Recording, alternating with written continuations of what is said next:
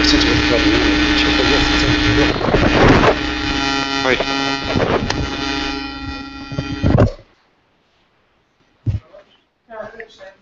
okay.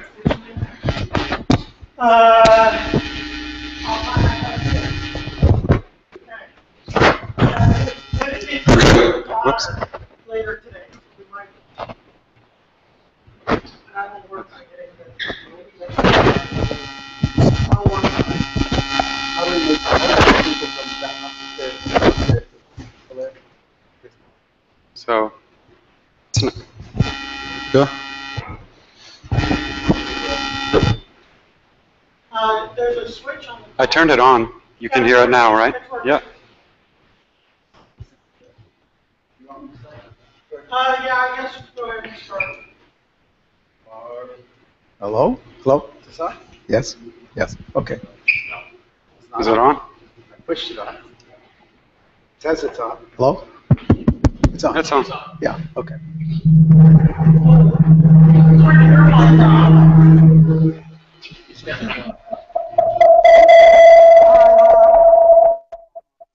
Okay, now. I'm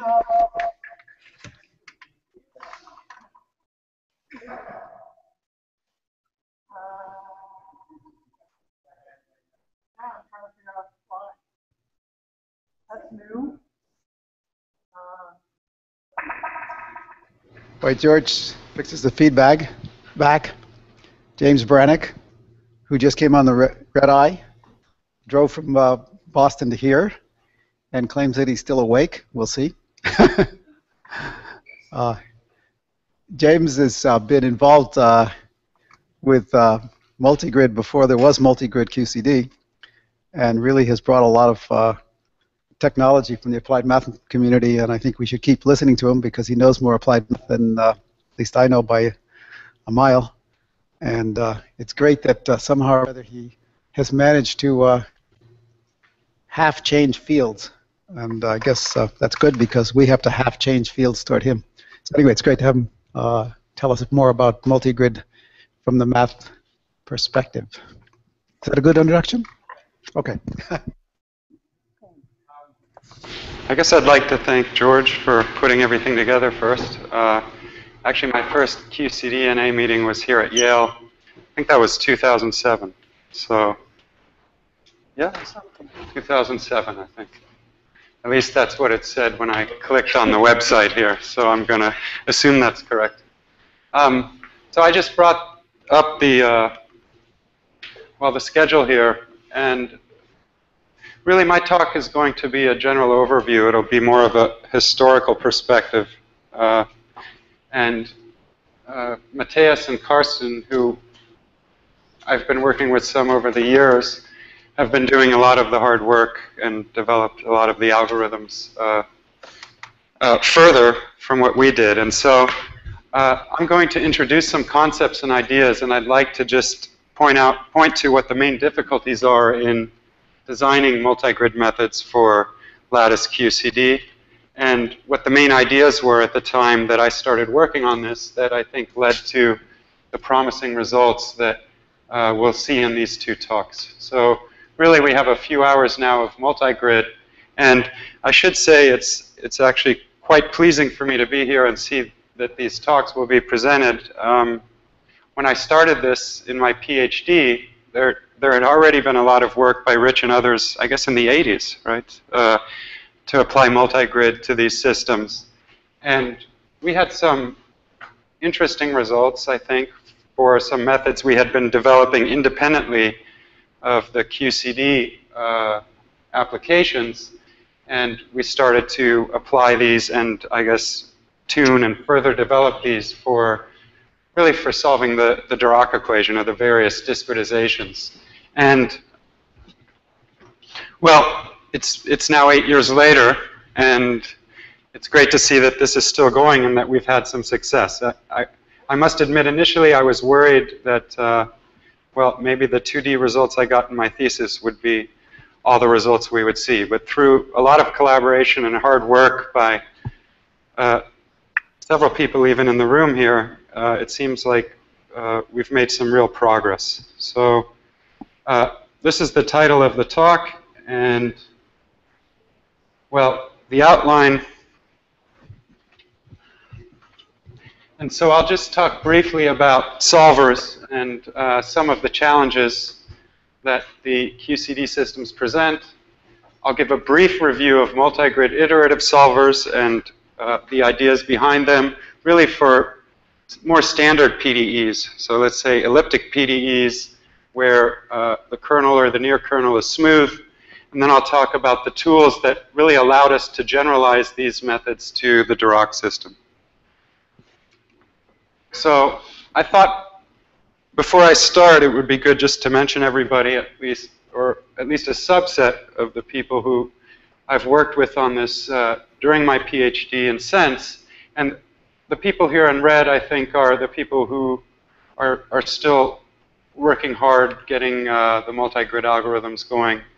Hopefully we'll see them in simulations sometime in the future. I think we're headed there. So there's a long list of people, and I would say right now the driving forces are still at Boston University. Mike is at NVIDIA now. He was formerly at Boston or at BU. And then the group in Wuppertal, which has grown significantly and has done a lot of work on multi-grid methods through this, well, this SFB project. And even earlier, I started working with Karsten, I guess as a master's student, right? It was the first time we met. So, so there's been a lot of funding through SIDAC and through, well, through the DOE and through NSF, and also through the, is this the right acronym? DFG? Yeah? Okay, and also through the DFG now. I believe this is actually one of the biggest grants, so this is a 12-year project, to my understanding. And it's actually what's allowed a lot of this, or supported a lot of the work that we'll see today. So, okay, so just to confuse everybody, I've changed notation a little bit. This has always been a problem between the applied math and the physics sides. So for me, the continuous Dirac PDE or operator is going to be this script D. These are the gauge fields, and we have the gamma matrices, the derivatives, and some mass. And then we discretize this system, and we wind up with this Wilson discretization, which was already mentioned earlier. And I've written it here actually, well, in a slightly different form than we saw earlier. So we have this hopping parameter. We basically have rescaled the equations in this way. But, well, typically D here is 4. And I won't say too much about the gamma matrices. I'll say a little bit about the 2D setting, just to give a more concrete idea. And, well, as was said in the previous talk, the Wilson discretization removes the spurious zero modes, but it breaks the chiral symmetry.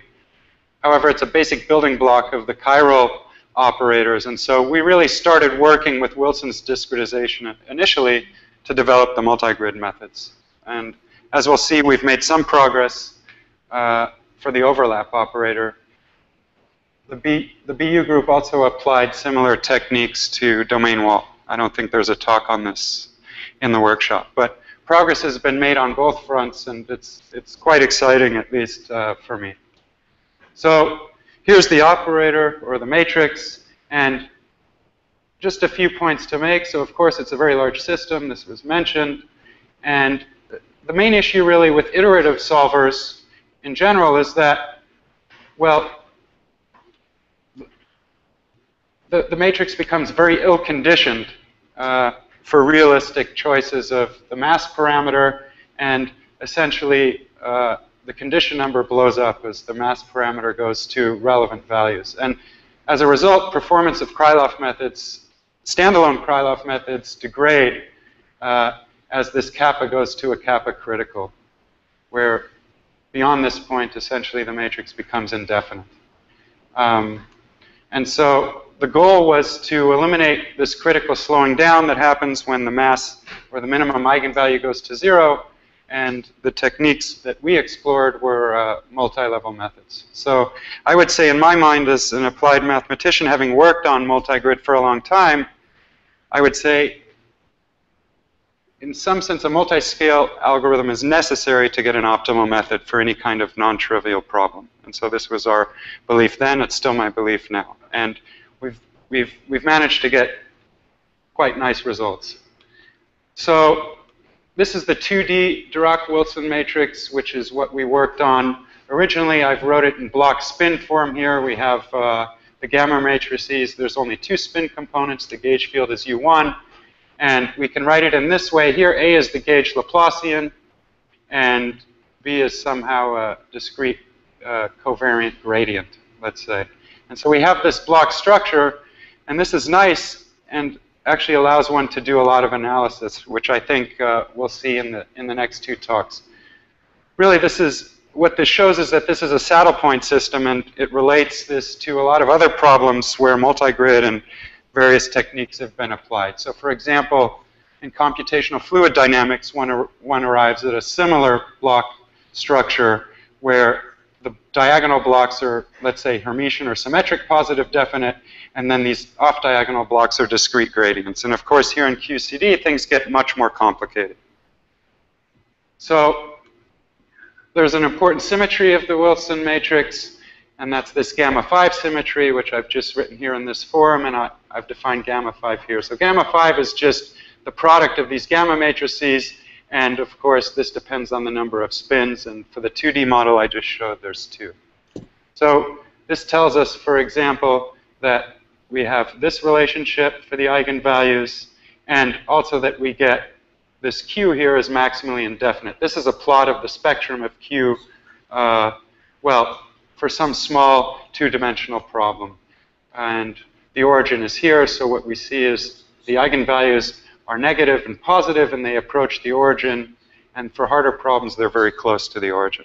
Okay, and this is actually the worst case for a lot of Krylov methods that are designed for these types of problems. And so a nice reference that I looked at early on when I started working on this is due to, I think Scott is his first name?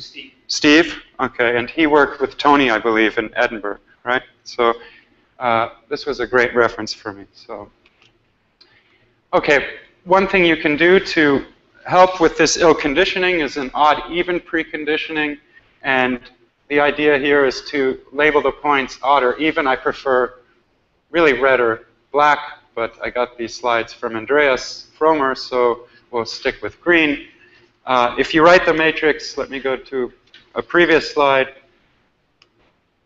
If you write the final discretization in this way, where this is D naught, then after a red-black ordering, what you find is this D naught decouples really, well, the green and the red sites, and so one can do, let's say, a block factorization and winds up solving a Schur complement from this system after they're reordered. And this has, I guess, a factor of 2 roughly improvement in terms of the solver, the Krylov solver, right? So here's a plot of the spectrum for D and the spectra and for the Schur complement.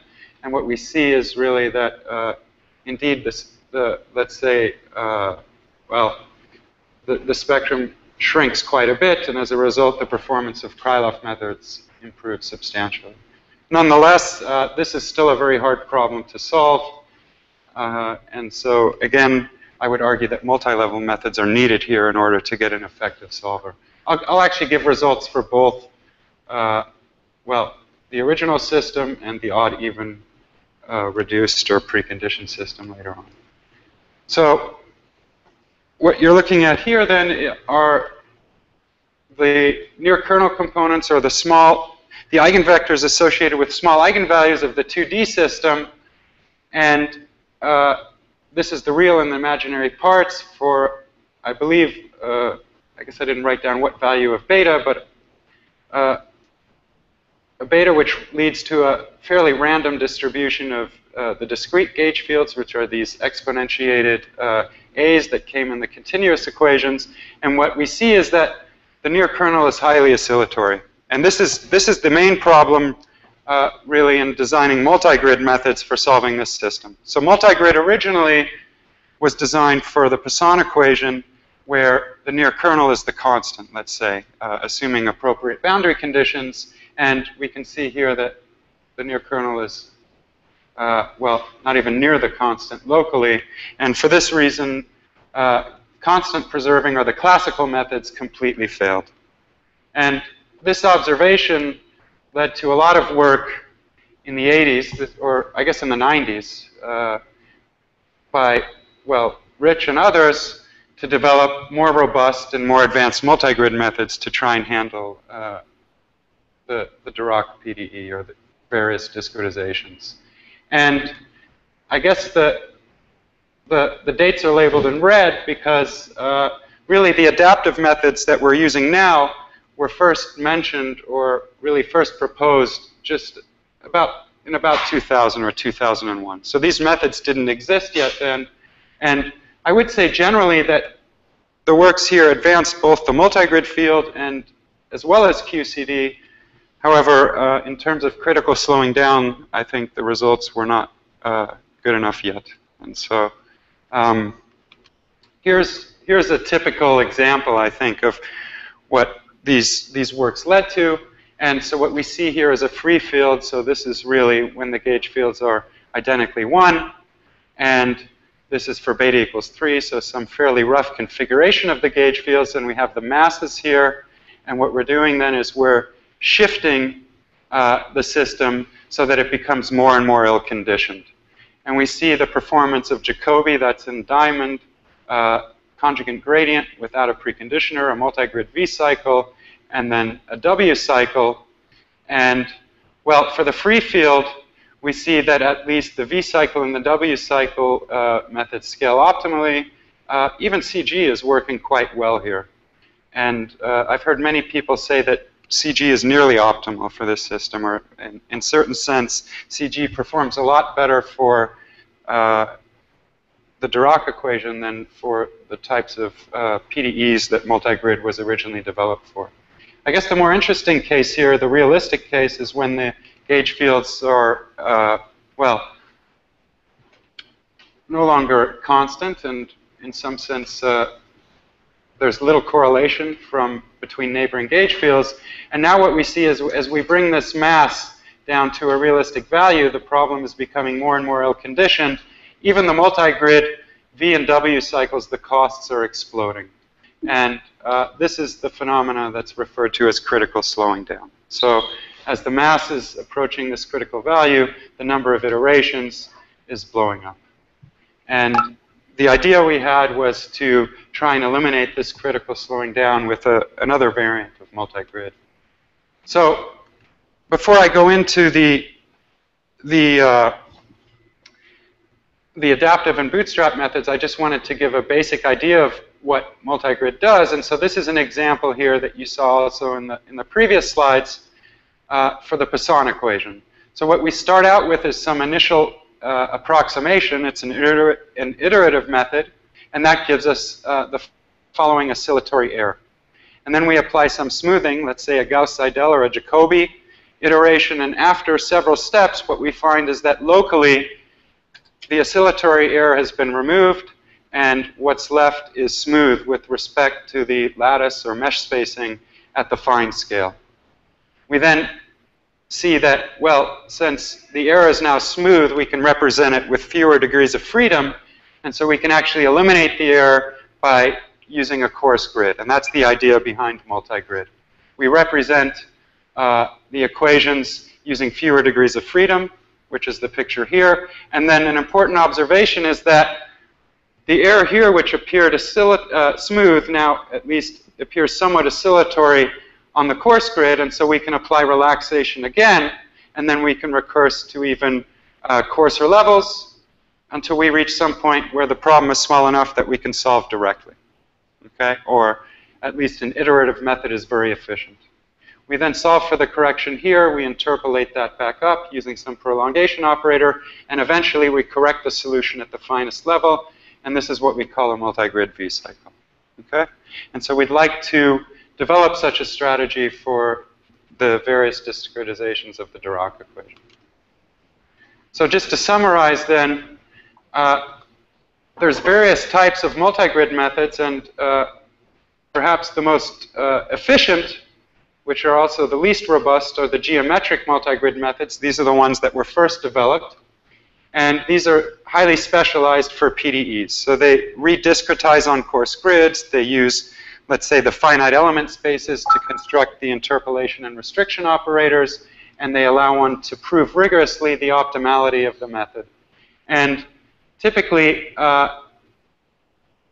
these methods have very limited applicability, especially with respect to geometry and parameters, especially jumped coefficients, which in some sense resembles the highly oscillatory gauge field problem in lattice QCD. Okay. Then there's what I will call single grid methods. Can I ask a question and also encourage other people beside me? Sure. Maybe.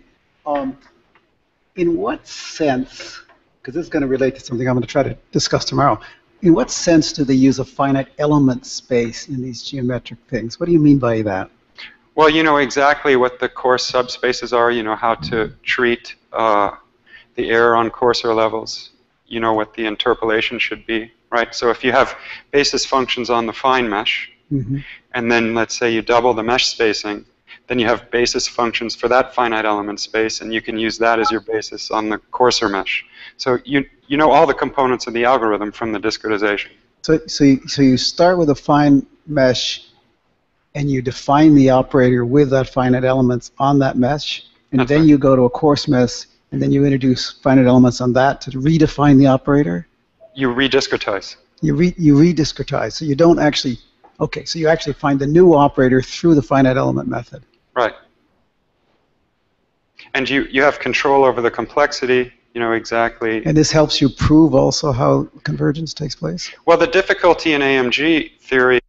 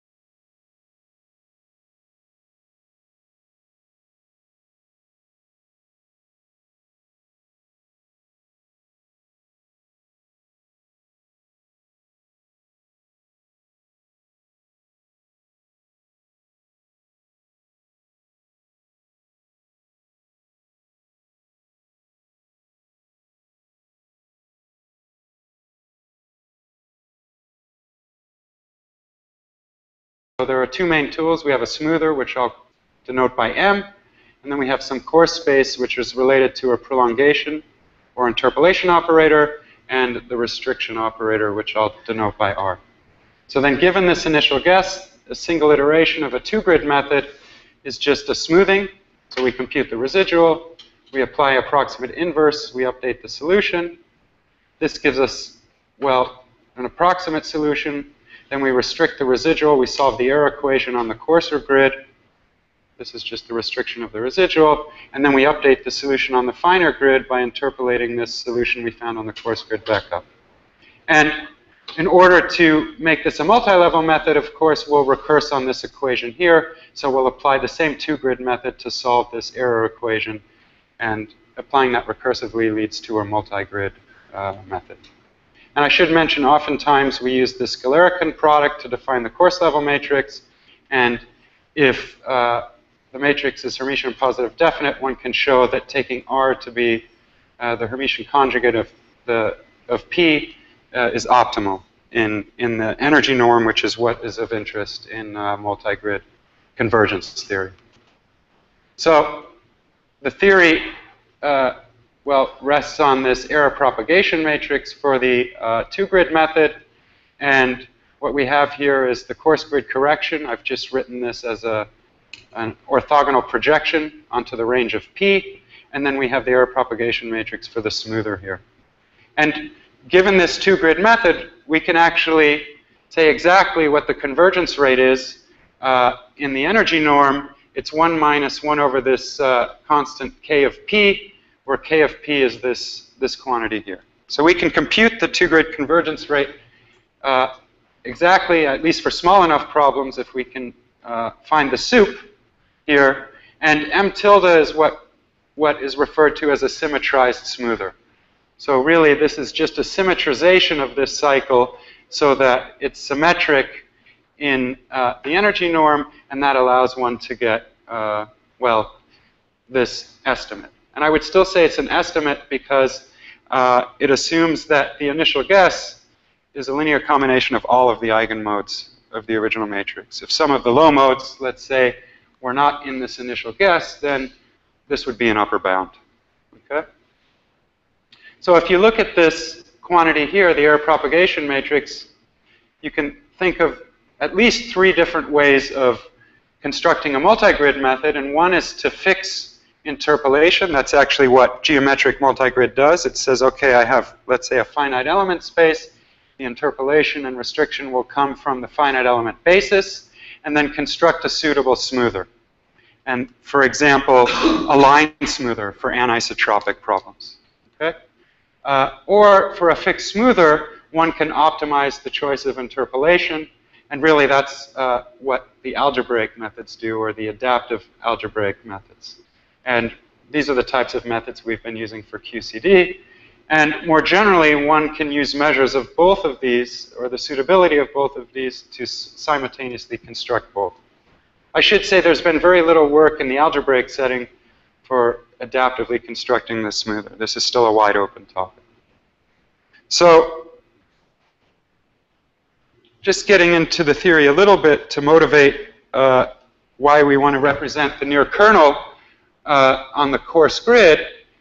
So if we take this quantity here, this is the quantity that appeared in this identity for the two-grid convergence rate, it's easy enough to bound in this way. So this is the optimal projection in this norm, so we can replace it by any other projection, and we immediately get an upper bound.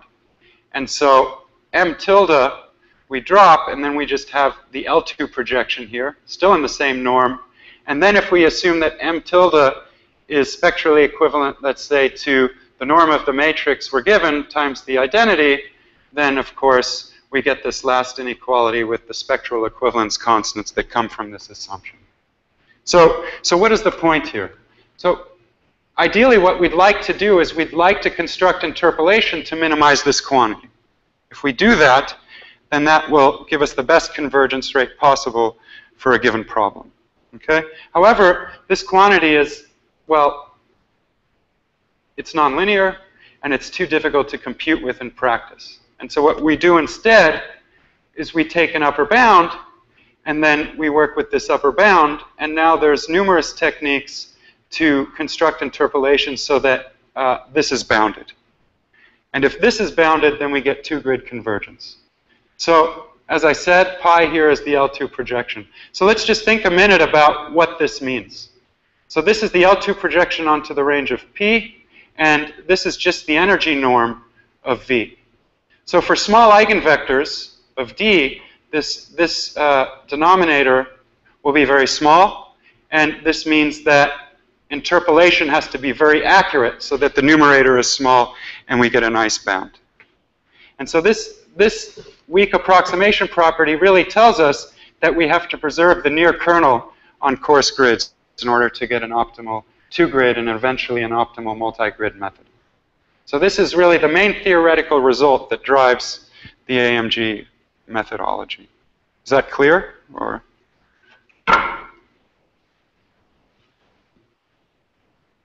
to Karsten, it's clear, I guess. It's not clear to me. What do you mean by an L2 projection? You don't have the This is the L2 projection onto the range of P. That's what does L2 mean in this? I mean, you don't have the L2 norm. Oh, just Discrete L2 norm. Oh, I'm sorry. Yeah. So this would be the optimal projection in the discrete L2 norm. I guess I don't understand your notation from pi m to pi in the inequality. So, okay, this pi, did I define it? I think I did. It's in the text above. Pi m tilde is the m tilde orthogonal projection. Yeah, so is this, so if I put an m tilde here after this p star, and I put an m tilde in the middle, then that would be the m tilde orthogonal projection. Okay? Oblique projection. Right. In Or the new speak. more orthogonal in this other. In this inner product. So this is the quantity we need to control to get two-grid convergence. Just replace it with that projection. Okay. Since this is optimal, right, in this inner product, Yeah, sure. I can replace it with any projection and I immediately get an upper bound. So this is a simplifying assumption. Really. And this drives all of the AMG methodology. Of course, we get rid of the m tilde here by assuming this. This is really assuming that we have a pointwise smoother, and so this restricts really the method quite a bit. It doesn't allow us to generalize, let's say, to block smoothers, things of this nature, in an obvious way. At any rate, this is the quantity we need to bound then, right? And what we can see then is that small eigenvectors of the matrix are important because this inner product here, or this norm, will be small for small eigenvectors. You're still doing this over your varying p, right? Well, I'm just getting a bound now, and now I'm going to try and minimize this term with respect to So p. what do you? P is still being varied. P appears in this pi here, right? And now I want to construct p instead of constructing p to minimize this k of p, which dictates the two-grid convergence. I'm going to construct p to minimize this quantity on the right-hand side. That's the idea. And of course, I'm not going to minimize it, but I want to balance, let's say, the constant that bounds this and the complexity of the algorithm. The minimizer is the so-called, well, by making p more and more dense, let me just put it this way, I can get a better and better bound here, but then the complexity will grow. So the name of the game is to keep sparsity in p and get a nice constant that bounds this so we have good two-grid convergence. And so this then leads to the main heuristic, which is that smooth error is related to small eigenvalues of the matrix, and that's all this says. Okay? Personally, I regard that I use the left-hand side of the equation, not the right-hand side. But anyway. This side? Yeah. Well, nobody knows how to compute with this and form p. We want to use this in an algorithm. We want to compute it, and then we want to construct p. And this is not an easy thing to compute in practice. It's a generalized eigenvalue problem that you have to solve. Right? That's the issue. So you don't want to solve a generalized eigenvalue problem, which is order n cubed, let's say. No, I understand it's hard, but I certainly don't want to drive myself to just small eigenvalues. I never considered that to be the goal, which is what the right-hand side says. Why not? Because I don't think it's optimal. Well, it's optimal if this holds. Yeah. in some sense. It depends on the smoother. But I don't think that's something. But anyway, let's go on. You can I mean, there's a lot of theory and there's a lot of work that people have done working with this quantity. So No, I understand. eliminating this spectral Let's go equivalence on. result. It'll be a long discussion, but I don't think I can use that. Okay. So at any rate, if we go back to the no-grid methods, I just wanted to explain briefly what AMG does and which components we actually use in the QCD solver. So as I said before, algebraic just means that all the components of the algorithm are constructed in a setup, and this setup algorithm only takes as input the matrix. And then it produces the interpolation, the restriction, and the coarse grid operator. So there's really two parts. We have to pick a set of coarse variables or a set of indices. And this is done using graph theoretic approaches. Of course, we don't need this in QCD because we're coarsening a structured lattice. And so we just do this geometrically. And then we have to define a coarse grid basis, which is equivalent to defining this interpolation operator. And this we do, well, using operator-dependent interpolation, which I'll describe on the next slide.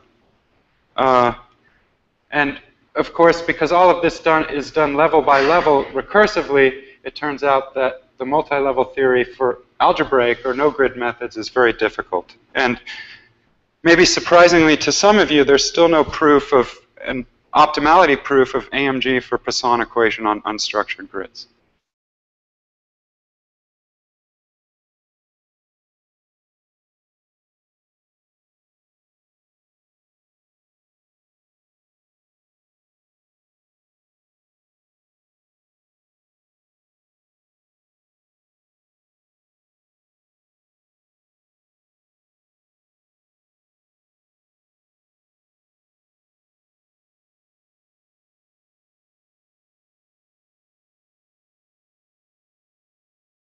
Classical AMG, we assume that the coarse degrees of freedom are a subset of the fine degrees of freedom, and then we construct an interpolation of this form.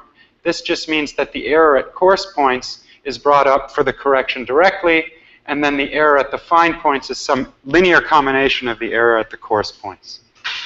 These are the dimensions here of this weight matrix W, which gives the correction at the fine points. There's also aggregation AMG, and here we actually take a different view. Here we subdivide the domain into non-overlapping subdomains. So this is reminiscent of domain decomposition. And then in the simplest setting, we define columns of the interpolation to just be piecewise constant over each aggregate. Okay? So these are the two methods that I'll talk about, well, in some detail for QCD.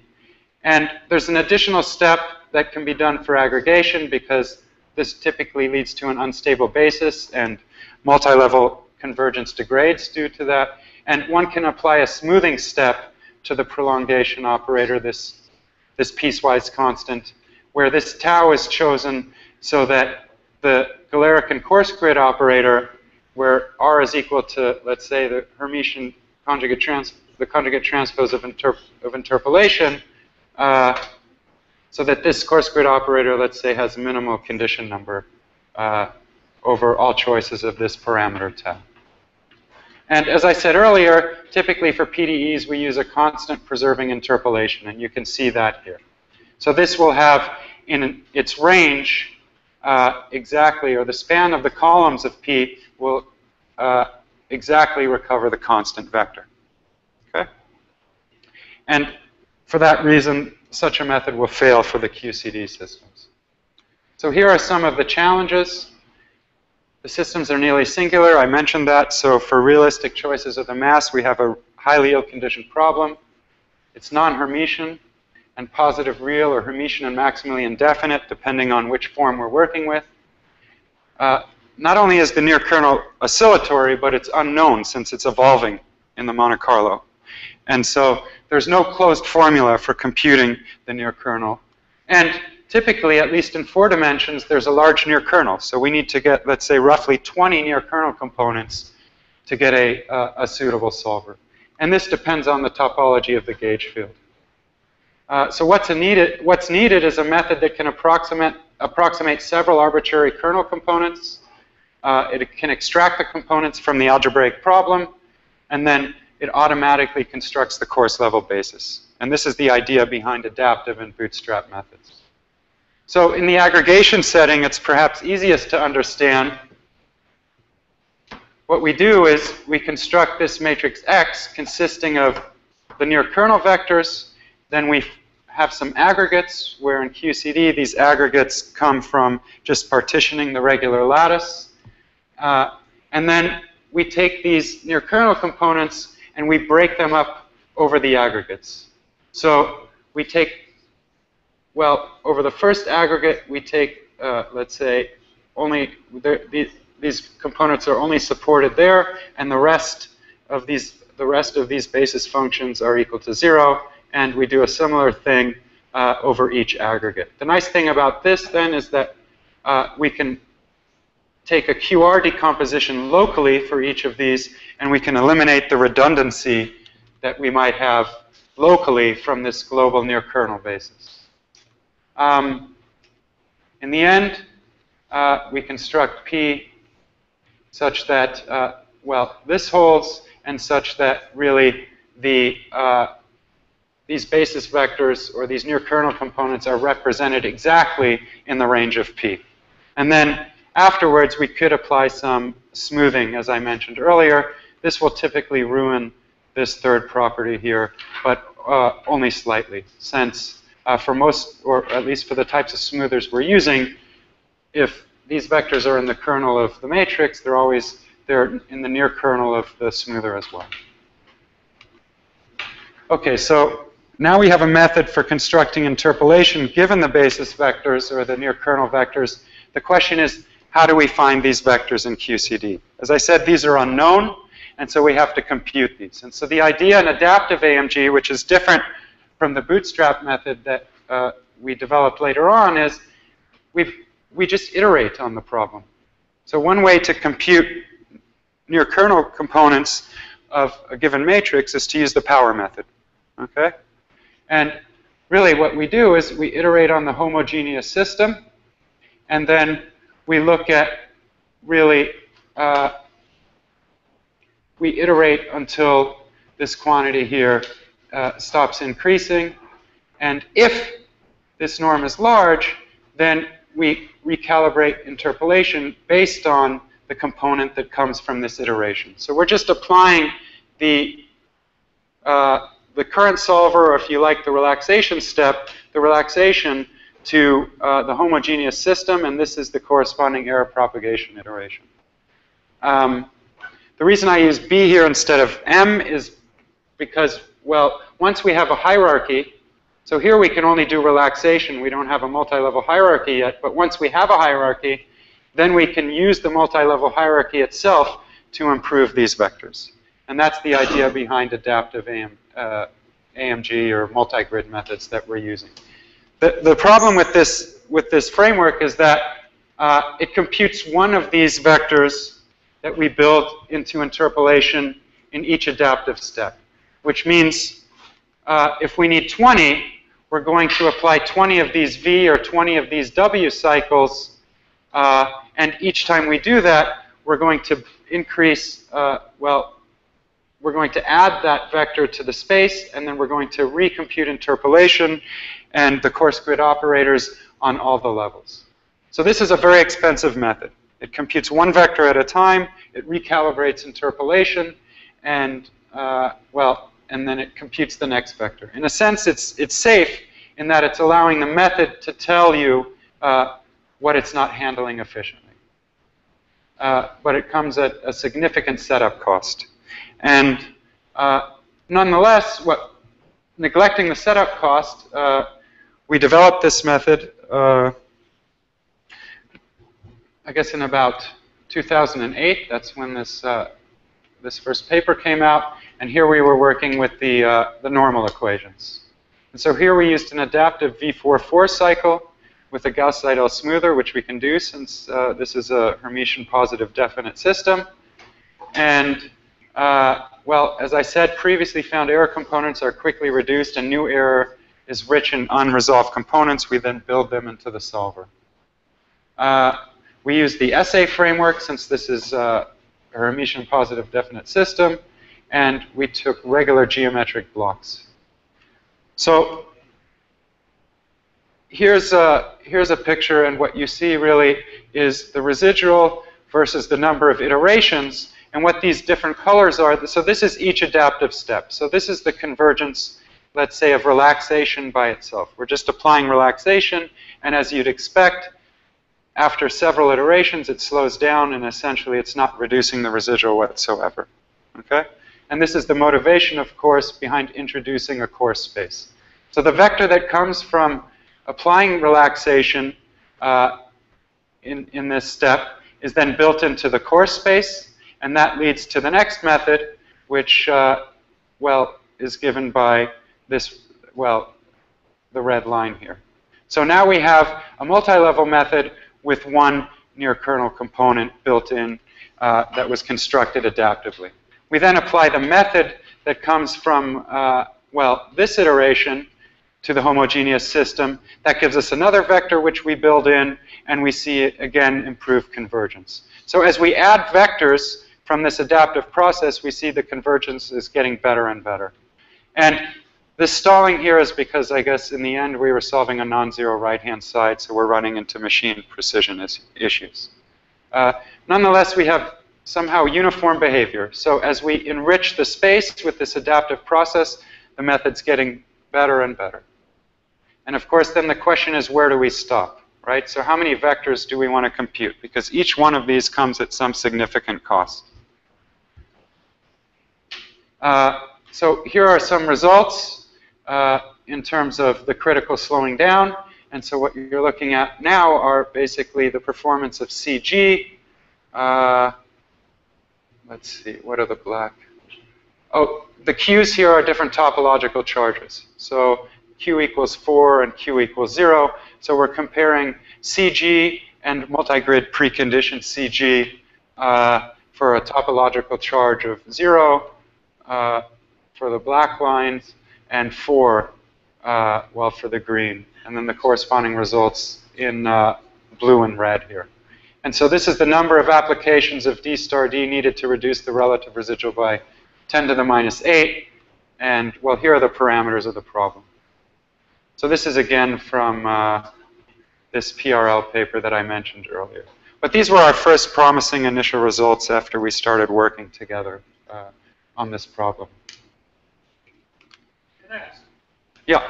Do you have an explanation for why the CG levels off? Why it doesn't keep growing? I think, and we've seen this so my suspicion, and I don't have a great understanding of this, is that, so once you introduce a gauge field, the problem that the distribution of the eigenvalues is not as bad as it would be, let's say, for the Poisson equations. And I've seen that the eigenvalues cluster. And since we're applying CG, I think what happens is as you get closer and closer, these clustered ones get picked off better by CG as you move closer to the mass. Carson. On the other hand, I mean, the system size is roughly about 10,000, so you would expect that after 10,000 iterations, you are... Oh, you're exactly this is, okay, yeah. So this might also be an effect. But I should say okay, so this brings up another important point, and I guess that's why I wanted to use my laptop. I mean, we actually looked into this as well for the Wilson system. So this is the residual, okay, and the number of iterations. So if you now look at the error instead of the residual, what you find is that the actual error is 10 to the minus 1 or 10 to the minus 2. So the residual here is fooling you into thinking you've solved the problem. Okay? What you find actually is that CG gives you no solution, or very, very limited amount. And this is a basic linear algebra result, right? I mean, the accuracy you can get depends on the condition number of the problem you're solving. Okay? So in some sense, I think looking at the residual is the wrong thing. Okay? And not until you apply multi-grid do you actually see that the residual and the error are on top of each other. And I could show you those later. Those are some of the slides that I didn't have a chance to, or some of the plots I didn't have a chance to add to the slides, but they're in our paper. So that's true. This is basically, CG should solve the problem by here. Yeah, but right? that's really important. So when you see your factor of 12 or 20 or whatever it is for multigrid, it's actually an understatement of its advantage. It's much better. You should really Right. compare it for errors. So we've looked at this. We've actually been downplaying the advantage of multi-level methods, unfortunately. So my results, based on our results that Carson and I looked at in detail, my argument is that with CG, you're never going to get a solution.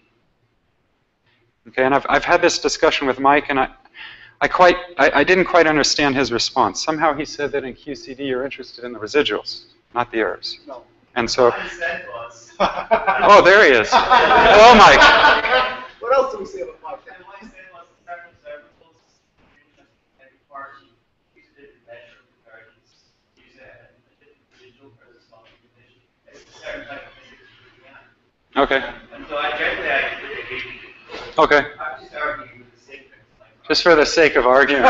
Okay. But in general, I completely agree with you. The error is the right thing to look at, and especially if I solve some of the issues with balance in C, very large volume, small mass limitation in C, where it's finding the residual really, really low to have good acceptance rate in HNC. I think it's because of exactly what you're describing. Okay. It's not, the low modes are just not being solved correctly, and so HNC sucks. Okay. Certainly it's been the propagator solver world, it's been our experience that there are situations where BiCG step won't even converge sometimes. Sure. But the multigrid will converge. It's very stable. I mean, I should say we looked at this with James as well, James Osborne, right? So I think there's some plots in the paper that the proceedings paper that James Osborne put together of comparing the error and the residual. I think at present, the lattice spacing or the problems aren't big enough that this is a huge concern, because the discretization error isn't that small for the problem sizes that are being considered. But as the lattices become bigger and the discretization error decreases, right, it's going a squared, let's say, then this is going to become a real issue, because you're not getting to within discretization error with conjugate gradient method without a suitable preconditioner. And if that's something you want, you need a suitable preconditioner. I don't know if you've looked at this with domain decomposition and how far you can push the error down.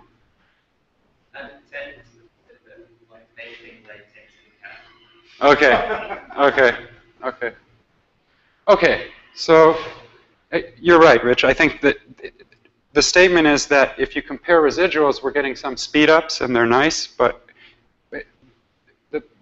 in this sense, we're only getting a good solution with the multi-grid preconditioner. So, okay. So let me just talk a little bit about solving the non-Hermitian system. So this is the next work, I guess, we did together, Mike and I and Rich and others at BU, is we wanted to reduce the cost of the setup, also of the solve. So if we're working on the normal equations, of course, the matrix is denser. But we also need more vectors to construct interpolation, and the condition number is squared. And so the idea was, can we construct a solver based on this framework for the non-Hermitian problem? And, well, in that case, we assume that R is no longer, well, let's say the conjugate transpose of P. And, well, then due to this gamma 5 symmetry, you actually see that we can again use a Galerkin method. So all this says really is that if we have eigenvectors of Q, let's say right eigenvectors of Q, then if we multiply through by gamma 5, then we can recover the left eigenvectors. And so the left and right eigenvectors or singular vectors are related by just this simple multiplication of gamma 5. If you plug this into the coarse grid correction, you see that you can reduce everything to a Galerkin method. That's what I've said here. And then we use adaptivity with some min-res smoother to compute the singular vectors and incorporate these into the solver as in the previous setting. And we see very similar results. One thing to note would be that after one vector, we're already getting much better performance now when we're working on the non-Hermitian system directly. And, well, I guess this is a comparison between multi-grid CG, so this would be for the normal equations. This is the cost versus solving the non-Hermitian problem directly. So this was a significant advantage, and I think it was a real breakthrough. So variants of this solver for the non-Hermitian problem are now what I believe everybody's been working. Okay, so let me just talk briefly about the bootstrap idea. And so the main thing that motivated this work, this was also maybe around 2008, was the high cost of the setup. So we realized we needed roughly 20 vectors in order to get a fast solver for the four-dimensional case. And this repeated setup where we construct one vector, reconstruct the whole hierarchy, and we do that 20 times was just too expensive. And so here in the bootstrap setting, I'm going to assume a classical AMG approach. So what you see here are basically coarse and fine points. And so the coarse points are in black, the fine points are in white, and this is the odd-even coarsening of the grid. After that, we wind up with some, let's say, well, rotated grid, and then we can do full coarsening in this rotated direction. And so so given this coarsening pattern and, say, a set of vectors, the idea in bootstrap AMG is not to fit a single vector at a time, but instead we fit these vectors simultaneously in a least squares sense. So we solve this local least squares problem for each row of interpolation. And the weights here are chosen to really, well, bias the least squares fit to those vectors which have the smallest energy, or let's say the smallest Rayleigh quotient. So this is the main tool in bootstrap AMG. It allows one to construct interpolation simultaneously for sets of vectors. So given that, then the question is, how do we compute these 20 vectors efficiently? And for this, we designed a multi-level eigensolver. And so here the idea is that, well, initially we just have some smoother, we do some smoothing on some random vectors, and we get a hierarchy. Once we have a multi-level hierarchy, we can define these composite interpolation operators. So these are just products of interpolation operators between grids. And then we can define this matrix DL in this way. So this is the Galerkin product for these composite interpolation operators and the corresponding mass matrix. So if we define these, what this allows us to do is relate the eigenvalues and eigenvectors of the finest of the matrix on the finest level to, well, the matrices on all levels.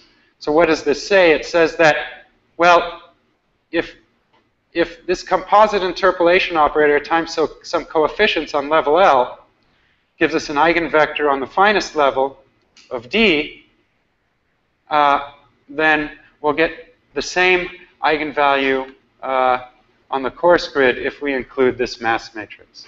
So the bootstrap idea is to approximate eigenpairs on all levels and to use a coarse level eigensolver to accelerate the adaptive process.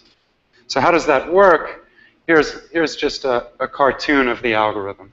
So we're going to relax, as we did in the adaptive process, on the first leg of the cycle. This gives us some initial hierarchy. But now instead of relaxing here and just computing a single vector, we're relaxing on a set of vectors on the way down. We then get to the coarsest problem, and on the coarsest problem, we solve this generalized eigenvalue problem, which involves this mass matrix. This gives us a set of eigenvectors, which we add to the relaxed vectors. Well, I guess let me do it here. Then we come back up, and then we relax on, well, we relax on the eigenproblem. So this is like a Rayleigh quotient iteration, where each iteration, after we apply this, we're updating the lambdas. And so this very quickly gives us an approximation to many of the near kernel components. And what we've seen in practice typically is that instead of needing 20 cycles, we need something like 2 or 3 to get all of the components we needed to get an effective solver. And I think you'll show some results related to this, right? Are you using the eigensolver or not now? Okay. Now, maybe later was. I thought you used it. No? No, it was when we just had a two-grid method, it was way too expensive to put like values on the course grid. And so you're talking about the course grid. Yeah. Right? Yeah. Yeah. So Still work in progress. Yeah. Okay. At any rate, we did this for the two-dimensional Dirac-Wilson problem, and we were able to get very, very good results. Again, I should say here I'm assuming that D is Hermitian and positive definite, and so that it makes sense to work on eigenvalues and eigenvectors. Okay? This is not the case when D is non-symmetric or indefinite. So how do we generalize this to the non-Hermitian system? Well, the first observation to make is that if we have singular values and eigenvalues of the matrix, then it's simple to get these bounds. So what does this say? It says that the smallest singular vector or singular value is less than or equal to all of the eigenvalues. Okay? So the smallest singular vector will be the slowest to converge when we apply relaxation to the homogeneous system, or this will be the component, the most important component to bring to the coarse grid. Okay? And so what we did then is, instead of using a multi-level eigensolver, we used a multi-level singular value solver, or singular value decomposition, let's say.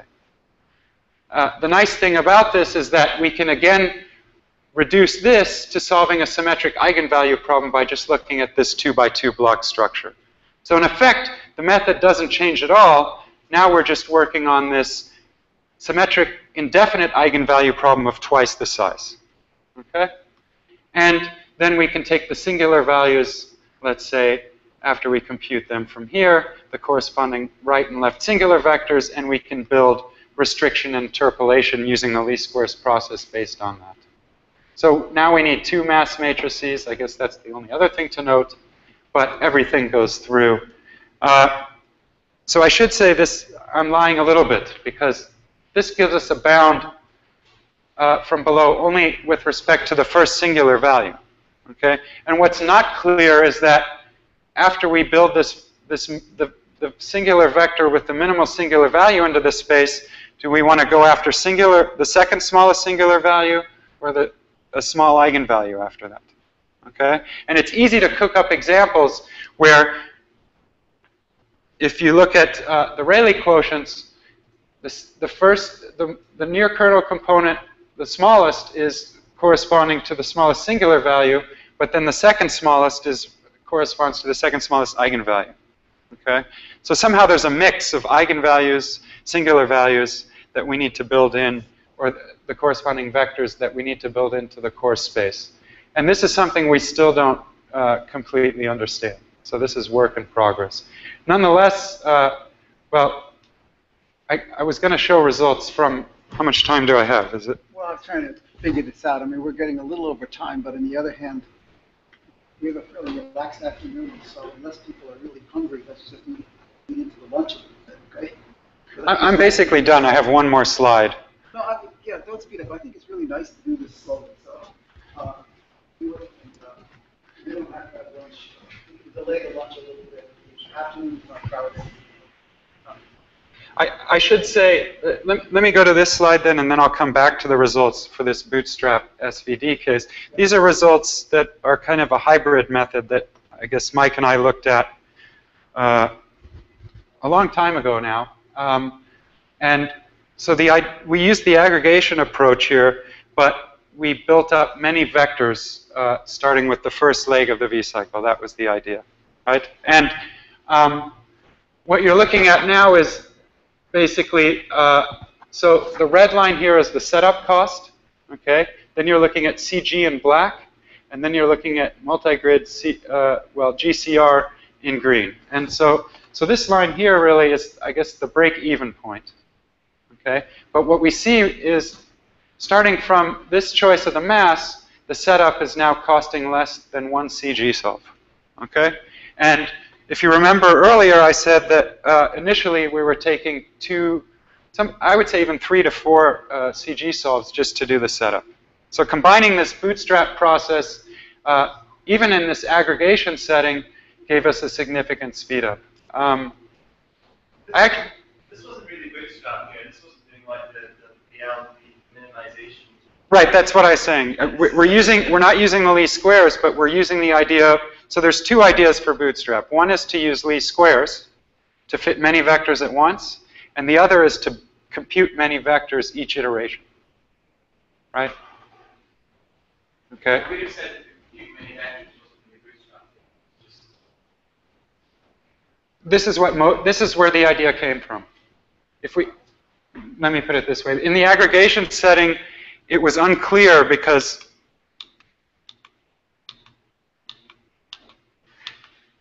okay, if I can find it. So in the aggregation setting, these vectors were built up sequentially, and then a QR decomposition is applied to avoid local redundancy, because this can lead to high condition numbers. What's going on in the latter one? Just multiple vectors at once, and then QR. Right, but somehow this still worked, which was surprising. Okay. But I don't think I think it came before you were working with bootstrap. Yeah. I just think that Yeah. bootstrap is kind of like a more evolved thing. This is just a dumb thing I tried and then take it and work. This is basically what's in James Osborne's code. Similar, yes. So I think he uses some Arnaldi procedure to get a whole bunch of vectors, right? It was something crazy, yeah, but this also worked. So far, we can't break the code. Yeah. He takes the old vector and just working it out. Okay, so at any rate,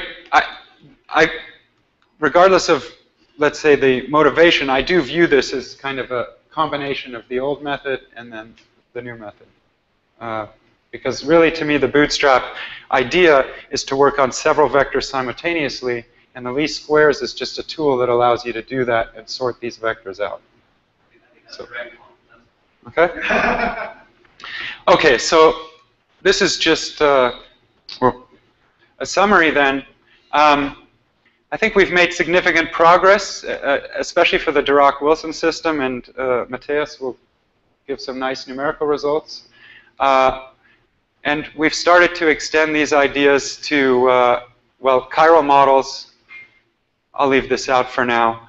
And especially the overlap, at least on our side. I know you guys have done a lot for domain wall. So Carsten will talk about the overlap results. And we've started actually to develop a true bootstrap version in Hyper. So this is what I'm working with Rob on this summer. So, and what Chris is doing. So the goal is to get the bootstrap algorithm, as I described it earlier, or as appears in our paper, into Hyper just to start testing it. And I think they're about 2/3 of the way there now. And, well, there's still a lot of theory to do. And we've been pushing that. The main issue is the non-normality. And this is still causing a lot of issues for us. Okay, so should I show the results or not for the bootstrap? Is this paper's on archive too, right? I guess I can, yeah. So let me see if I can just. But it's also this page. I don't know if they have access here. Oh.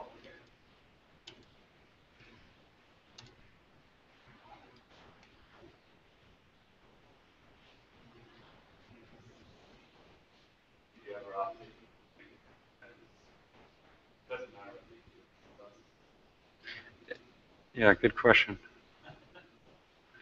Okay, so blah, blah. So I don't know if you can see these, but let me make it a little bigger. So this is the phenomena we were talking about when you use just a Krylov method by itself. What you're looking at for various values, for various configurations for a fixed value of beta are the number of iterations. Again, they're flattening out. You asked why I guess this is because we've exhausted the Krylov space, okay? But these are the computed residuals after the number of iterations here, and these are the errors in the dotted lines. And what you see basically is that the difference is the condition number, which is what you would expect. So we're getting nowhere near discretization error in general, okay? So this is the mass, funny notation here, I guess, and this is the reduction of the residual versus the error. So the residuals are flat. We've really gotten the residuals down for all the masses, but then you look at the errors, and they're way off, okay? And so this to me says clearly that without a good preconditioner, we're not getting a solution, okay? No matter how many thousands of CG iterations we're willing to do. James, what's the between the error divided by the residual? I can't see the y-axis very well.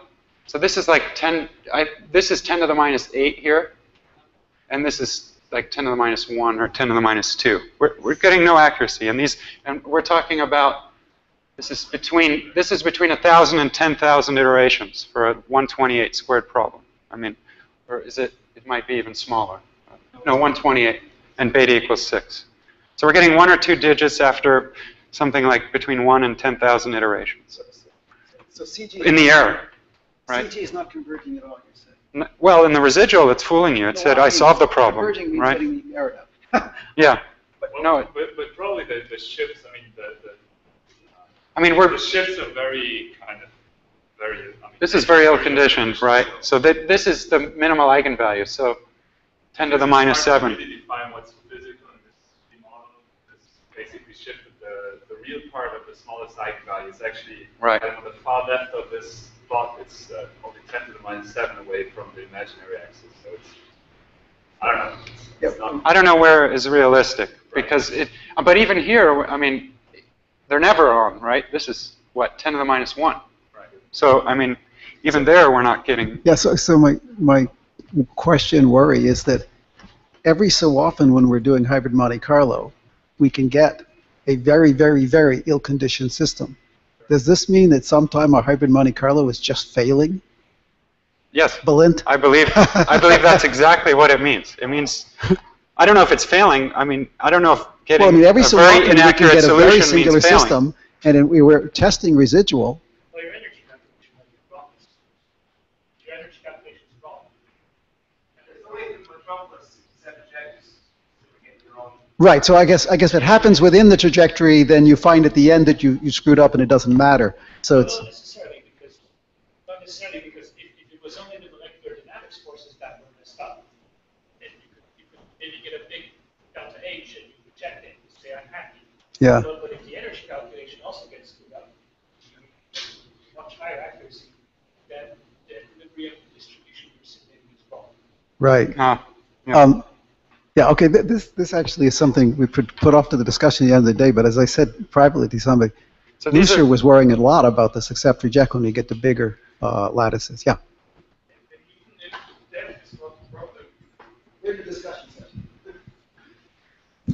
And even if you don't see, if you don't have a problem with the energy computation, if on the way you have these, on the way you don't get the error correctly, that might spoil reversibility, as we said before. Right, so you might accept it even though it's bad. Exactly. So, but it might be that the problem is in between, not at the end. Not your error, your energy computation might be correct, but if you have on the way some place where you don't compute the error correctly, you might end up with if you try to reverse this trajectory, you might find that you violate reversibility, and yeah. Solution to that, just use fixed point numbers. So, but wouldn't that be just a situation that your forces are essentially wrong and have a large noise component? Because, you know, is it equivalent to you just having a very loose residuum along your evolution? That tends to manifest itself in the integrator going unstable, right?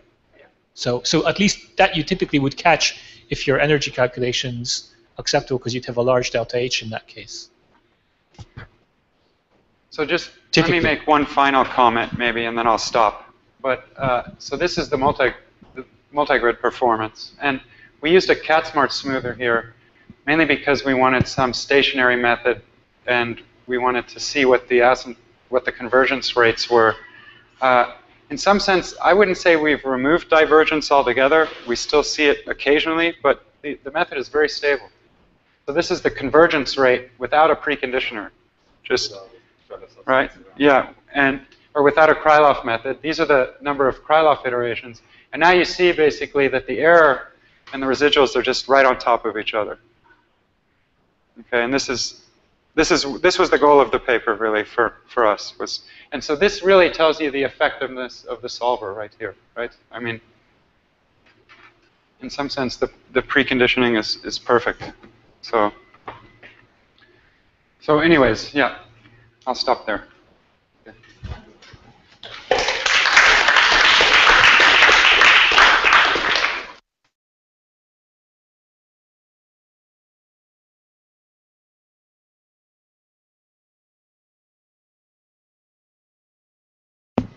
So James, in your Wilson example with CG, I mean, is there any advantage to trying to restart from the solution that you had to try and improve it?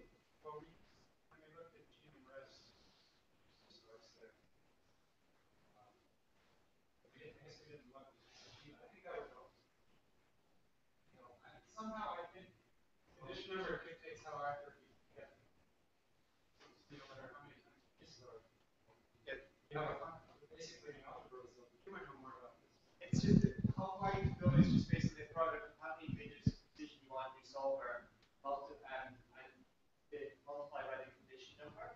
That will tell you the decision you need in your basically your anticipate and if you don't take that, then you will fail to converge. Because James is taking the condition number out of the equation basically, so you're only limited by how far you want to solve for the solver tolerance. There's normally a product of those two things, but it's very one of them. You can go much further. Restarts will help, but they're counteracting a different problem. They're counteracting accumulation error. Here, this is just an absolute limit. You cannot evaluate the decision. Fundamental result from the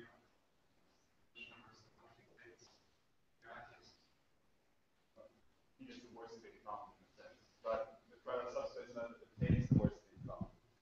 Yeah. So you know that the norm of the error is bounded by condition that, no, the other way around. The norm of the error is bounded by the condition number times.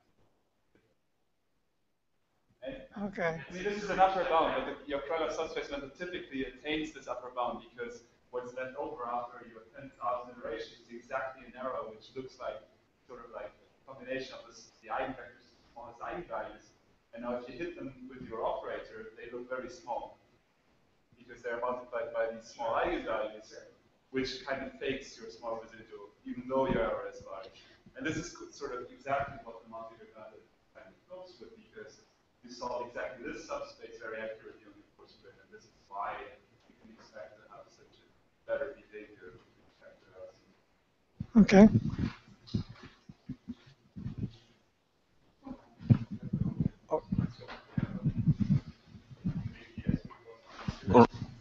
So,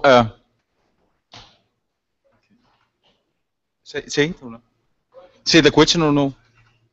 Because no, I'm just asking to make sure that I understand this correctly.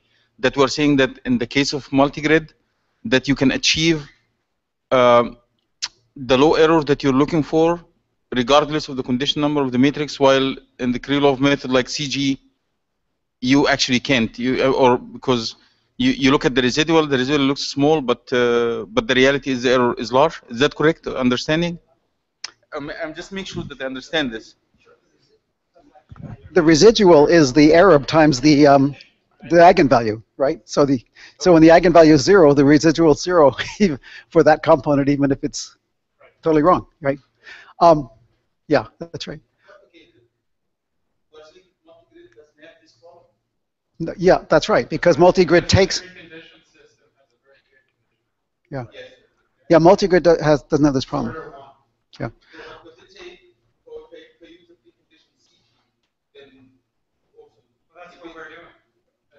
The multi-grid is a preconditioned CG. I mean, it can be. Well, unless it. Well, it depends on how good the precondition.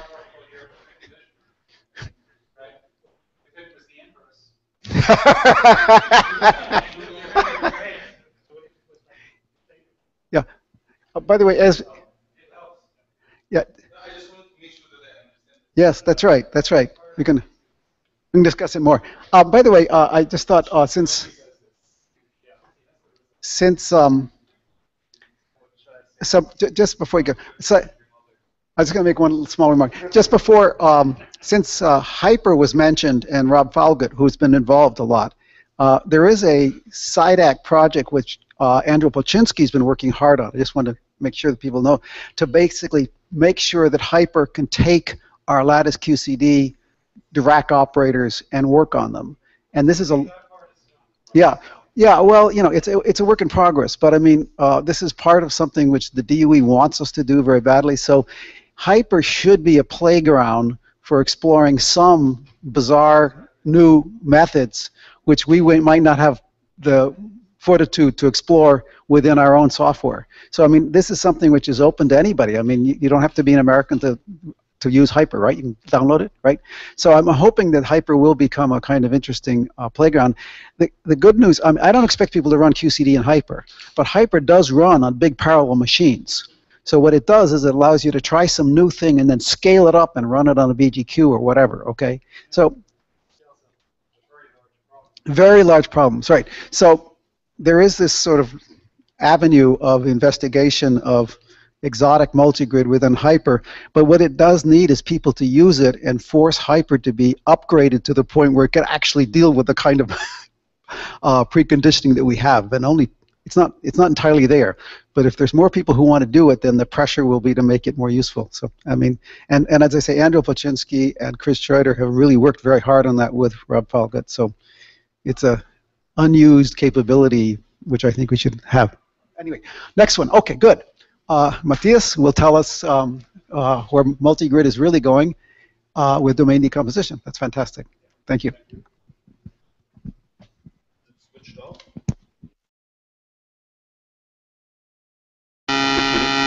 Yes. Okay. Yeah. Okay. I have been working for 4 years now on multi-grid methods and their implementation.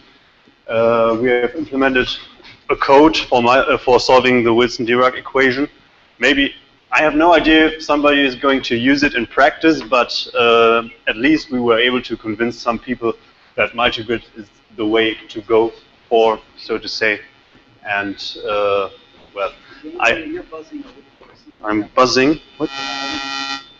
Gain, where's gain? Maybe I can. Let's see. You can also. No, usually it goes away once you plug in.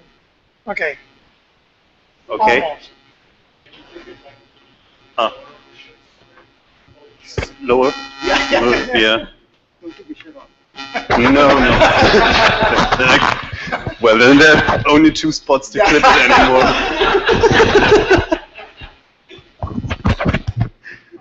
Okay. Too low. What's this? Yeah. Very good. Hello, Yes. hello. Now we Okay. All right. Yeah. Okay. As I already mentioned, the task is to solve the solution of the Clover-Wilson-Dirac system. So this equation, probably all of us know it already. It depends on the lattice spacing A and yeah, a mass parameter M0. And the problem is that this matrix, the Dirac matrix, is getting very ill-conditioned as the lattice spacing is going to 0 or the mass is going to the critical mass. And, well, our idea, as we already heard several times right now, is yeah, to use an adaptive algebraic multigrid approach. So, in general, multigrid approaches.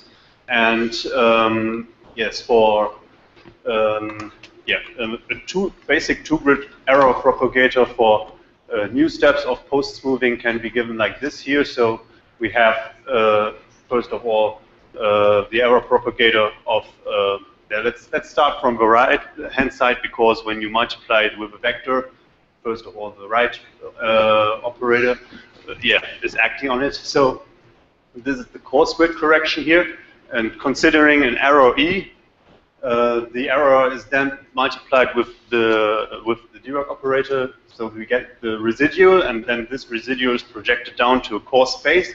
On this coarse space, we invert with the coarse grid operator, which is given by this formula here, and then we lift back this solution to the fine grid system, and this is then the whole error propagator. So this is then this is the error correction for the coarse grid correction, and then we apply new steps of post-smoothing. There again, we have a current error, and multiplying by D gives the residual. Then we have a smoother M, and the smoother is applied to the current residual, and then this whole thing yields us correction to the error propagator for the smoother, and a correction to the error, so to say.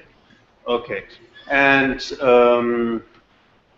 this can then be extended to a true multi-grid method by recursively applying this construction to DC, to the coarse grid operator.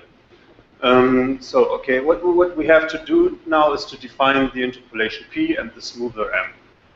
And our method, which is termed DD alpha AMG in this talk, which is the domain decomposition adaptive algebraic multigrid, uses a Schwarz alternating procedure as a smoother, and an aggregation-based interpolation, which has already been introduced by Brennick and Clark et al.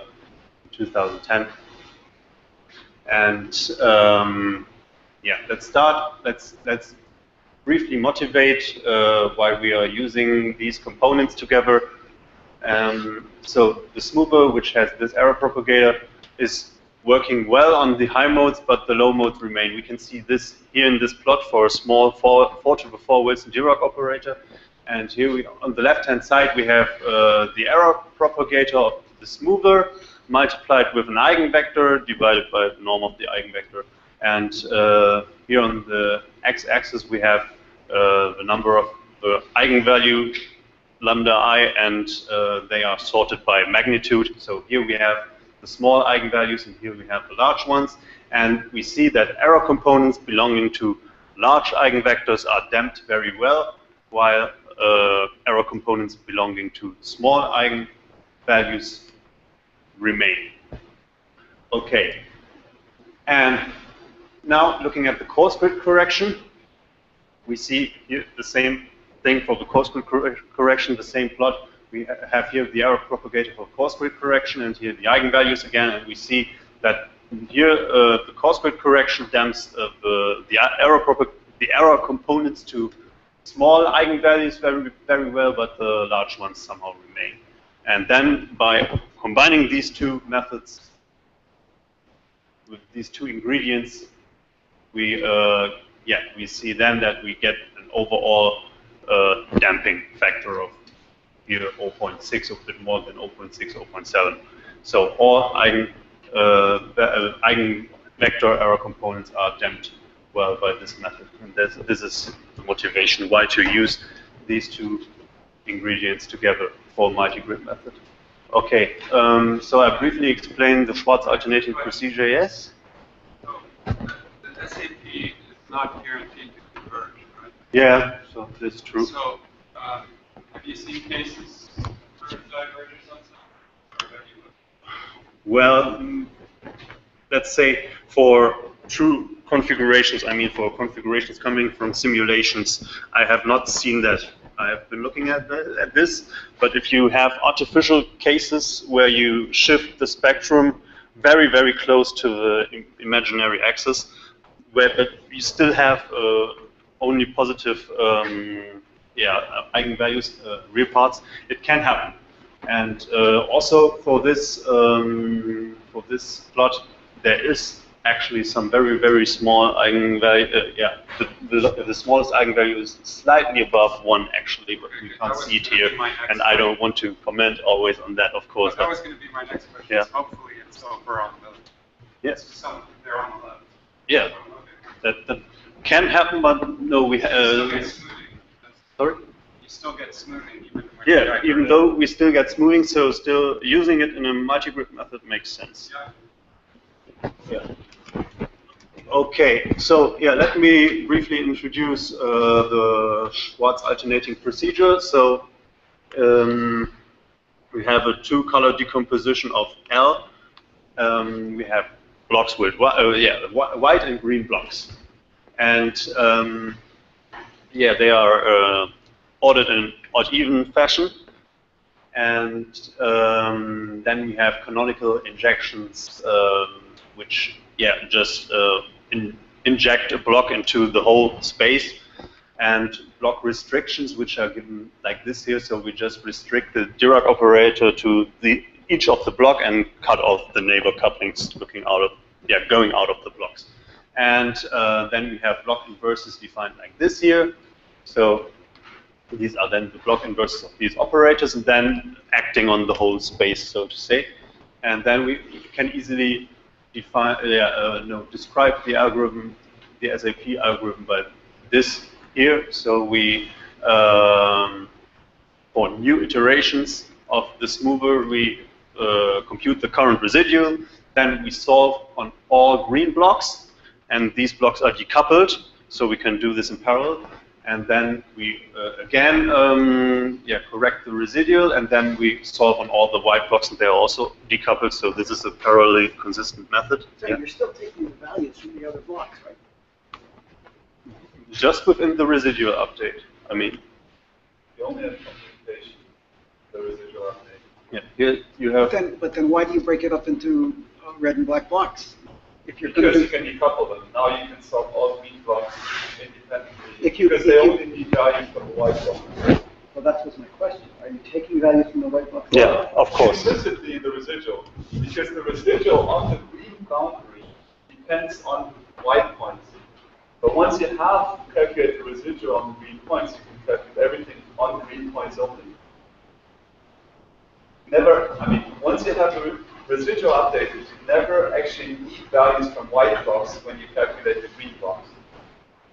So what stops you from doing the white blocks and green blocks simultaneously? Well, then you have additive Schwarz. Right. I mean. All right. So I mean, you can also do additive Schwarz, of course. Okay, that was my question. You could do additive. Okay. It depends on how large your machine is, on how much. Yeah. This is a better convergence.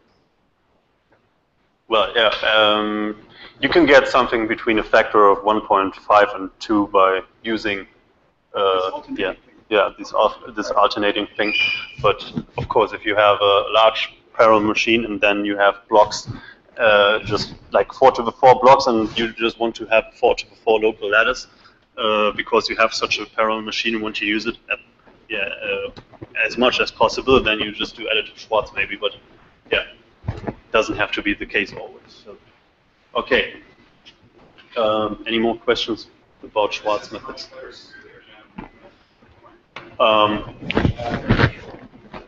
Well, yeah, it has a better convergence rate, but I mean, you can also, do just twice as parallel, and then maybe, If you compare Jacobi and red black upside down.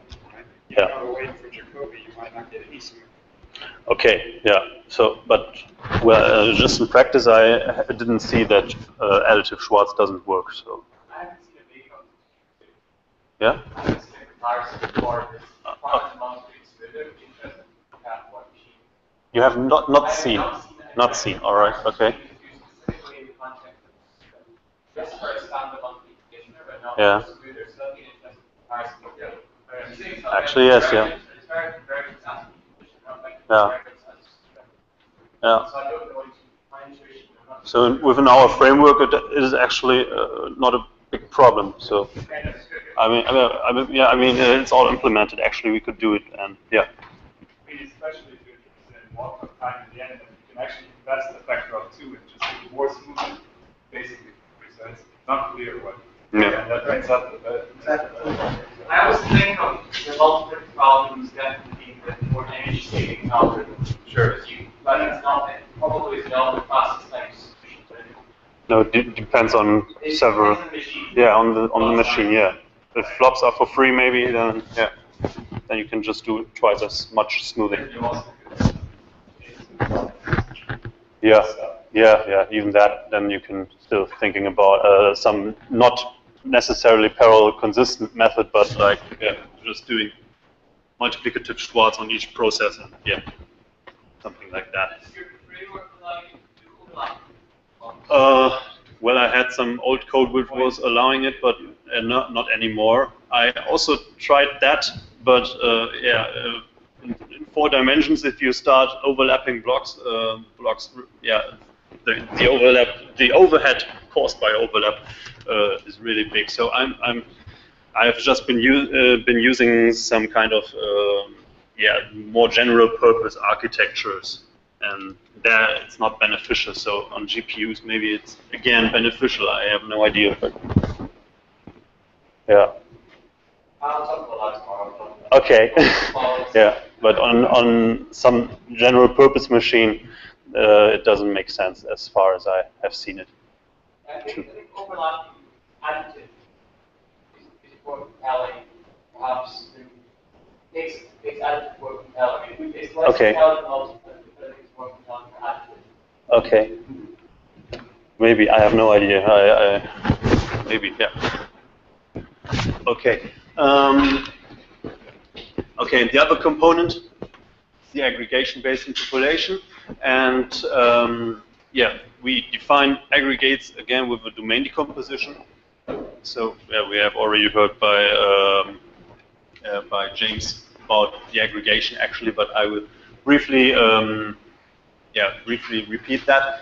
And we just have aggregates, and for each aggregate we have then one coarse lattice site, and we have 2 linear maps. So one linear map from the coarse grid to fine grid, which interpolates data from one coarse lattice site to the whole block on the fine grid, and we have one linear map, which is then p-dagger simply in our case, which restricts information from one block to just one single lattice site on the coarse grid. And yes, this therefore we have to calculate test vectors. Okay, actually, I wanted to insert one slide, I forgot it. So in our case, we do kind of an inverse iteration process.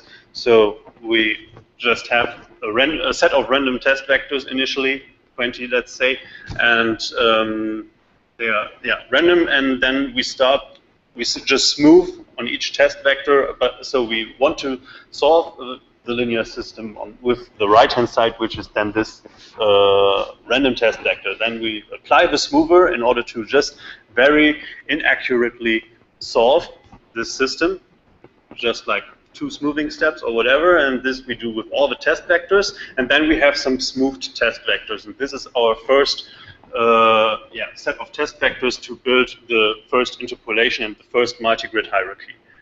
And afterwards, when we have this first multi-grid hierarchy, we use this solver in order to solve again the linear system with this right-hand side, which is the current test vector, and so we iterate with the method itself in order to improve the test vectors and do a cheap inverse iteration. And this is actually meant to solve the fine grid eigenvalue problem, so to say, to find the n smallest fine grid eigenvalues and eigenvectors. And we have just seen that in practice it doesn't matter too much if you are looking for eigenvectors or singular vectors. So.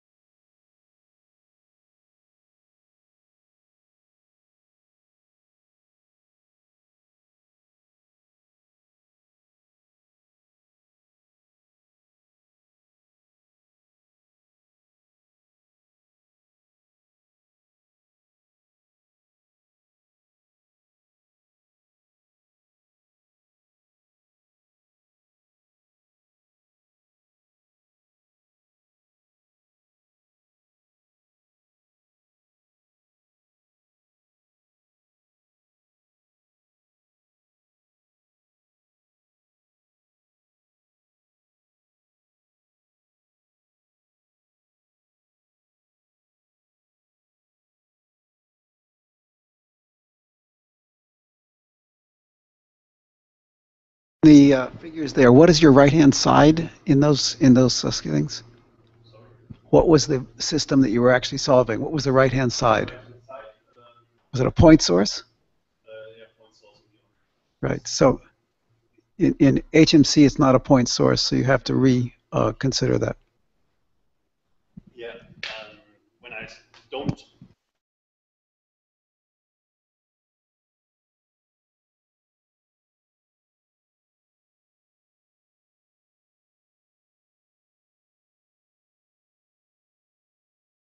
I think they don't cancel. I think you get less of a speed up when you have a random right inside than when you have a point source.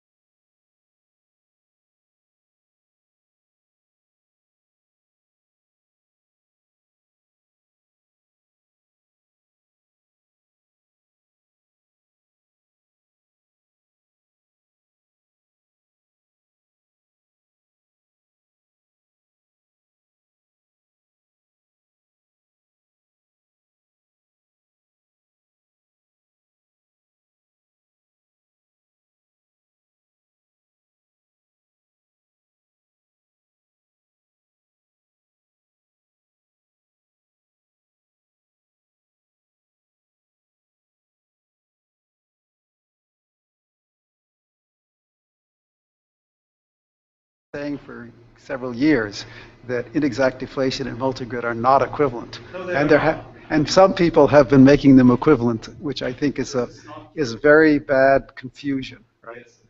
We are all one of the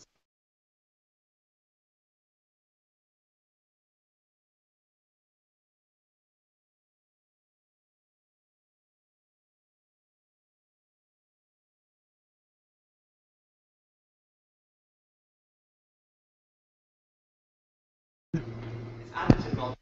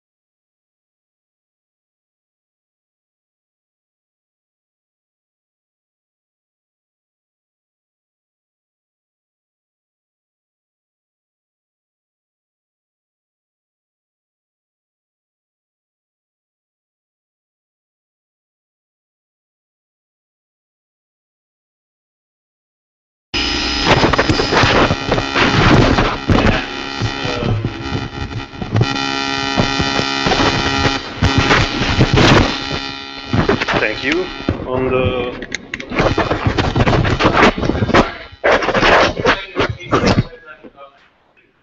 sorry.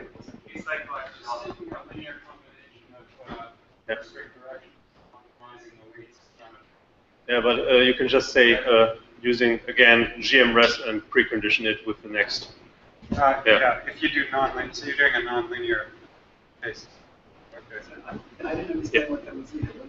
Well, normally if you do aggregation, which means you don't swim this peak, Yes. right? And plane aggregation is not optimal. Yeah. The Poisson equation. Right. The way to stabilize it or make it optimal is to do subcycling.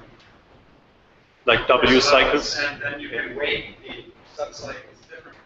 You can try to weight them optimally. Yeah, and this you do with a Krylov subspace method. Using a Krylov method, you can define a polynomial, a stationary method too. But I mean, the point is, so if you, so are you fixing it to be a W cycle? No, I'm not fixing it. So I have a tolerance for this. So I say 10 to the minus 1, and then the Krylov subspace method preconditioned with the next, coarser hierarchy goes to 10 to the minus 1, and then we can we can have a look at how many recursions we need, and that's what I did, and that's actually the same like looking at the convergence rate, and on the finest level and the intermediate one, we needed like 1.7 on average, and then it grows until like I don't remember 4 or 5 recursions to get to this accuracy. It's more complicated, so there are occurring some additional problems, and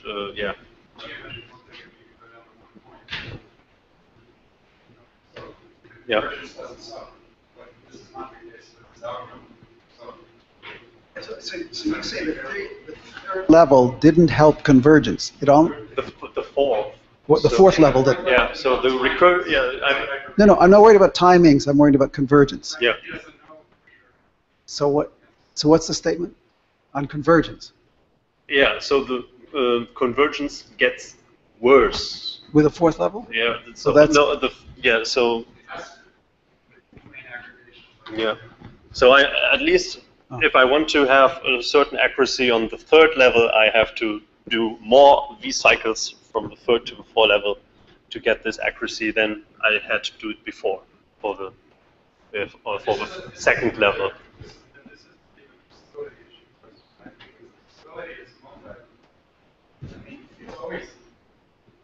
In other words, your two-level software is degrading as you go in. That's different than multi-level software. There's a lot going on here. Yeah, and also we, what I didn't mention, we on the finest grid we take 20 test vectors, but on the next one we already take 30, and then for the fourth level we have no idea how many test vectors to take. Actually, it should be even more, but no number helps us. I don't know. Why do you need more test vectors? Well, it's I just scanned it to get the optimal conversion, so to say. Your levels are only 2 to the 4th when you keep going down. Is that right? Well, yeah. I mean, there's this addition. I mean, there is something you didn't really explain, I guess. So on the on the finest grid, you have 12 variables for that side. Yeah. Now you take 4 to the 4 aggregates, yeah, and you take 6 of these 12 variables for one aggregate, and the other 6 in another aggregate. So basically, for the same physical points, you have 2 aggregates. Yeah. Always for the. I mean, this is the spin decoupling. I mean, that's the gamma plot, yeah. Right, exactly. Yeah.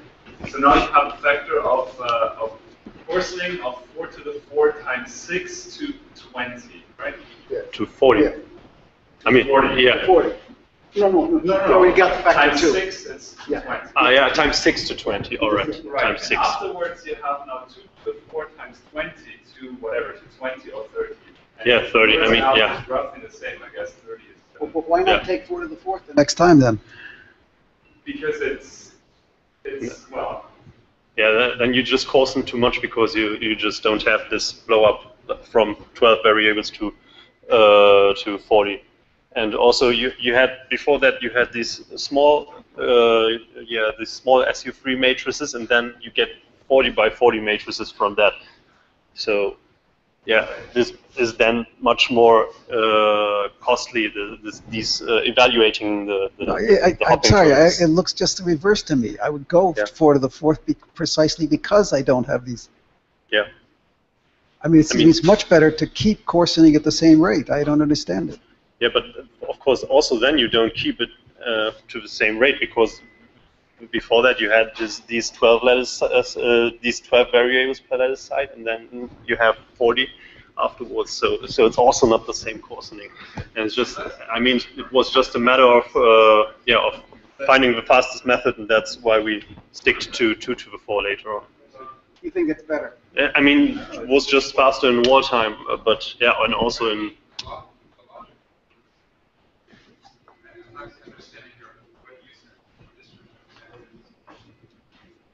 No, I don't know what the ratios exactly are. Write them down. But you always decouple the spins, right? Yeah. Yeah, of course. Yeah, they stay decoupled. So an alternative to taking the blocking factors you're going from 4 down to 2 to 4, you could hold that fixed and change the number of vectors. Sure. I mean, you could, but somehow this seemed to be the best choice. Yeah. I mean, it's all kind of, in a sense, to a certain extent, optimized for the runtime in the end. So you have excluded that, so you think that... Yeah. Okay. I think you did check. Yeah, of course. Right. I mean, that takes some time, but I scanned all these parameters, and yeah. It's not completely clear. No. And it's probably also architecture dependent what the best course. choice is. Yeah. So. Of course. This is why it's going to be difficult. We need lots of control parameters and optimizations, and yeah, it's really going to be. Yeah. Maybe we didn't own optimization tool for that. Where are you in your talk?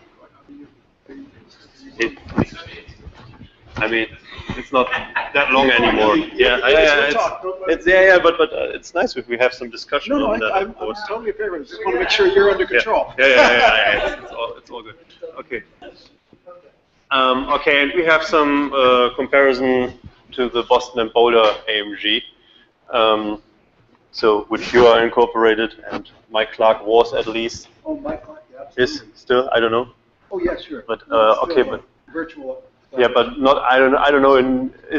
If he is exactly if he is working on the QDP library as well. I don't think so. Yeah. no, that's James Osborne. That's James Osborne. Okay, and we are comparing now to this library, so it's actually and nobody knows what's inside that. Pity that he is not here. Yeah, too bad even Björn Leder and me, we looked into it, and we know partially what's inside there, but. Okay. Sorry? Yes, I have two different comparisons. So we have re-implemented that in our framework, and just in order to see what's the difference between the two smoothers, and also compare both components together. So in terms of comparing both codes, but it's still difficult. And also but we pointed out. To see. Okay. George Fleming has announced another constraint on optimization, and that is that if we don't go fairly soon, we will not get lunch because they run out of food. So why don't you go for another 5 minutes? But I think if you really have more to do, then after lunch we can continue. Yeah, we can also have a break here at this point. That's perfect, actually. But you're willing to continue after lunch? Yeah, because I don't want you to. I mean, I don't want to cut you out because I think this is. No. Okay, so why don't we go get lunch? Yeah. And then at the end of lunch, or even over lunch, you'll hear more of this. Okay, do the summary, and then we'll go to lunch. Okay. Yeah, do this slide, and just do this slide, and then we'll do lunch. Okay.